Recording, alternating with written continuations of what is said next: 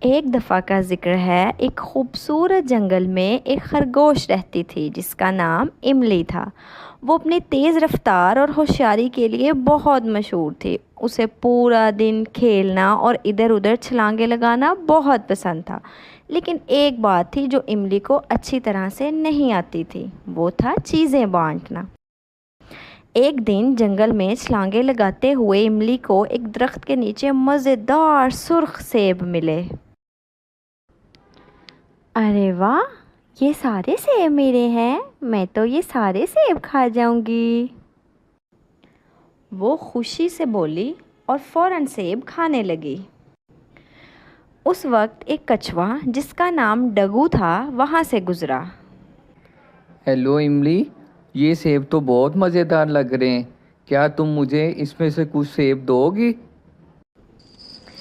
املی نے منہ بنایا اور کہا، سوری ڈگو، میں تمہیں یہ سیب نہیں دے سکتی کیونکہ یہ پہلے میں نے دیکھے ہیں۔ ویسے بھی تم نے سیب کھا کے کیا کرنا ہے، چلنا تو پھر بھی تم نے آہستہ آہستہ ہی ہے نا۔ ڈگو یہ سن کر اداس ہو گیا، لیکن اس نے املی کو کچھ بھی نہیں کہا اور آہستہ آہستہ چلتا ہوا آگے چلا گیا۔ کچھ دیر بعد فاتو بکری نے املی کو دیکھا اور کہا، املی، کیا مجھے ایک سیب مل سکتا ہے؟ املی نے سر ہلاتے ہوئے کہا، نہیں فاتو، میں تمہیں یہ سیب نہیں دے سکتی، پہلے تم اپنی شکل تو دیکھو، اتنی لمبی داڑھی ہے تمہارے شکل پہ، کیا اس سے پہلے کبھی تم نے سیب کھائے تھے؟ چلو یہاں سے اپنی شکل گم کرو۔ یہ سن کر فاتو بھی مایوس ہو کر چلی گئی۔ املی اپنے سیبوں کی ڈھیری کے ساتھ بیٹھی ہوئی تھی کہ بدری کاکا، جو جنگل کے عقل مند پرندوں میں سے ایک تھا، درخت سے نیچے اترا اور املی کو کہا، میری پیاری املی، چیزیں بانٹنے سے خوشی ملتی ہے، جتنا تم سوچتی ہو اس سے کہیں زیادہ۔ املی کو بدری کاکا کی بات سمجھ نہیں آئی۔ لیکن یہ سیب میں نے ڈھونڈے ہیں، میں انہیں کیوں بانٹوں؟ اور تم خود کو بڑا سمجھدار سمجھتے ہو، نام تو تمہارا کاکا ہے اور بات بھی تم نے بچوں والی کی ہے۔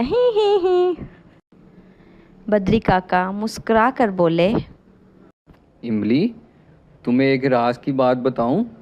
جب ہم چیزیں بانٹتے ہیں تو ہمیں ایک خاص چیز ملتی ہے، اس کو بولتے ہیں خوشی۔ کبھی چیزیں بانٹ کے دیکھنا، تمہیں بھی خوشی ملے گی۔ املی کو بہت حیرانی ہوئی، لیکن پھر اس نے کچھ دیر سوچا اور فیصلہ کیا کہ شاید بدری کاکا صحیح کہہ رہے ہوں۔ اس نے بانٹ کر دیکھنے کا ارادہ کیا۔ اگلے دن املی کو ایک اور درخت کے نیچے سے سرخ سیب ملے۔ اس بار جب ڈگو اور فاتو آئے تو املی نے مسکرا کر کہا، کیا تم دونوں میرے ساتھ بیٹھ کے سیب کھانا پسند کرو گے؟ ڈگو اور فاتو کے چہرے خوشی سے چمک اٹھے۔ شکریہ املی، وہ خوشی سے بولے۔ جب وہ سب مل کر بیٹھے اور ہنستے ہوئے مزے مزے سے سیب کھا رہے تھے تو املی کے دل میں گرم جوشی سے محسوس ہوئی۔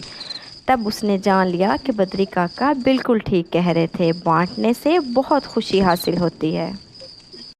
اور اس دن کے بعد سے املی نے ہمیشہ اپنے دوستوں کے ساتھ چیزیں بانٹنا شروع کر دی اور جنگل ایک اور بھی خوشحال جگہ بن گیا۔